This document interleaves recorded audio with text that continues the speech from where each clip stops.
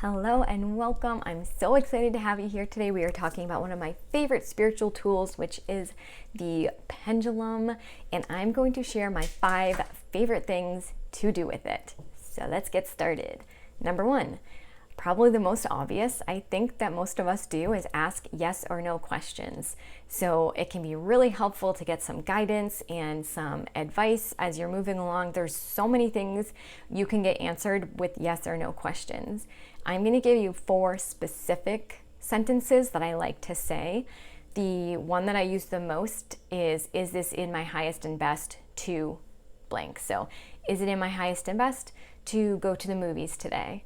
Is it in my highest and best to eat an apple today? Is it in my highest and best to drink more water?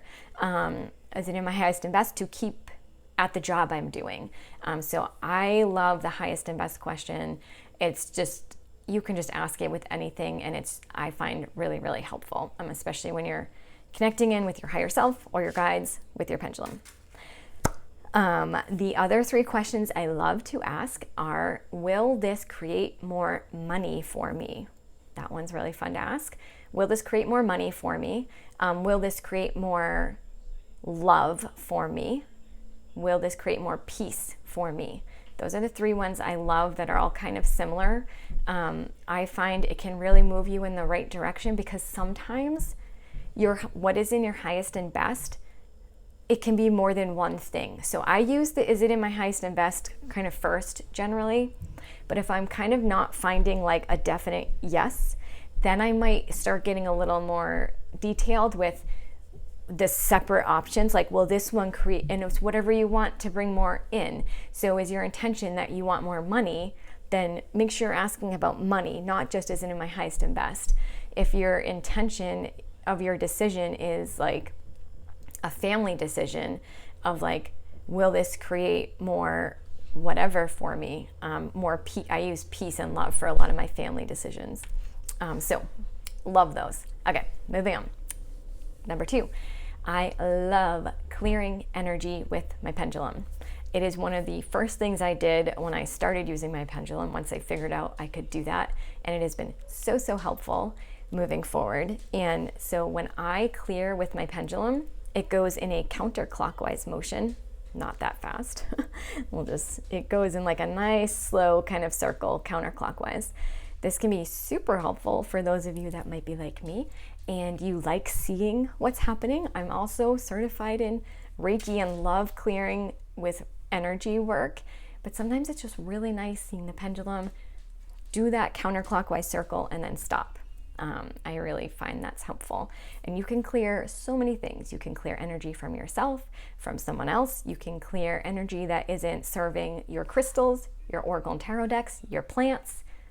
It's endless. You can clear so much energy that's not serving anything. And then if you want to take it a step after that, you can send energy, healing energy, Reiki energy, source energy, whatever you want to bring more in, love, to the thing that you cleared, if that feels good. And then, okay, this one kind of goes into the clearing energy. Number 3, I haven't done this in a while, but when I was first really playing around with energy work and my pendulum, I loved clearing my chakras, say it however you want, but I loved using my pendulum. I would use crystals, because I also love to use crystals, and I would lay out the crystals for all the chakras that I wanted to clear. And then I would intend that the crystal is mirroring my chakras, or you could get like a printout of the body or something, or do it right in front of you over your body. What I would do is I would clear with my pendulum, counterclockwise motion, over all my chakras, and then I would let it do a clockwise rotation. And my intention with that is I'm like activating them, I'm bringing them into like top health shape. Whatever, like bringing healing in or just getting them flowing in the exact way they're meant to flow. That it can be very quick, but it can feel like just a complete like sense of renewal, which can be really neat. So it can be fun using your pendulum to clear and activate, whatever words you want to use, your chakras, to kind of do a little bit of a reset. I used to have a lot of fun with that. So that's a fun one that you can play with. Number 4 is also super fun, and it's also what I used the most in the beginning when I was connecting with my guides. Now I do most of my work telepathically, and it sounds like my own thoughts in my head. But when I was first getting started, that was not happening like that. And what I actually did was I took a piece of paper and I wrote the alphabet out on like a semicircle. I guess you could even do a circle, but I wrote the alphabet out on a semicircle, and I would put my pendulum in the middle, and I would ask my guides for messages, and they would spell out messages. It's like a not scary Ouija board, I guess, but it was so fun, and I really did. I'm gonna actually move. Whatever. I'm going to be doing that soon in a little class, but whatever. But it was so much fun and getting those messages. The only thing that I do feel like I have to caveat a little bit, I did stop that because I started getting like really frustrated sometimes with it because I wasn't getting quite as not accurate, but it wasn't moving in the way I wanted to. And that was just because I was meant to start getting my messages telepathically. So it was really fun for a while. I guess that's just a key to keep in mind with any tool you're using. If it stops being fun or it stops feeling good, you're probably meant to move on to something different and work on a different skill or a different way of connecting and feeling energy and receiving energy. Okay, but that is really fun to play around with. Just please, if you want my opinion, make sure when you're doing all this work that you're connecting with your higher self, your highest guides, your highest angels, or like a past loved one that you trust. That would be my only please do that. But again, you're you, do whatever you want. And the last one, number 5, okay, pendulum charts. Have you played with pendulum charts? It's funny, I have a book full of pendulum charts that I bought, and I have not yet once used it, but I love the little book sitting on my bookshelf.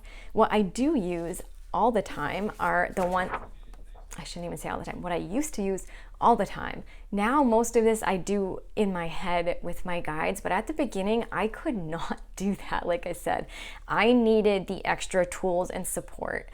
So what I did is I made a ton of these pendulum boards. I have a whole folder over here full of different pendulum boards that I made. So what I did, I started just tracing the same circle basically for all of them. I have an Akashic Records one with all chords and contracts and closing timelines and all that stuff. I have one that's all about self-care, very simple, drink water, get outside. It's what message, was I meant to get. I have another one that's just spiritual, what spiritual things am I meant to do today? So intuitive writing, pulling cards, connecting with my guides, meditating. And what I would do is just put my pendulum in the middle and ask, what am I most meant to know today? What am I most meant to do today? Something like that. Here, I got smart finally and made a blank one so I could just fill it in. But yeah, I love using pendulum boards. You can find a million online, or I find it's fun to make your own, because then you can put all the things you want to ask your higher self or all the things you want to ask your highest guides, and they can tell you the answer. So it's I find it just super helpful to use the pendulum boards. Yeah, so those are my 5 favorite ways to use my pendulum. Let me know if you're oh my God, I can't believe you didn't say blank. Please put it down below. It was kind of hard, just being okay, I'm only doing 5. But I feel those really are the 5 most ways I use them. So feel free to share any ways you love below. Feel free to share if you are gonna go try one of those ways. Or if you have any questions, I always love to hear it. Yeah, so I hope that was helpful. Until the next one. Bye.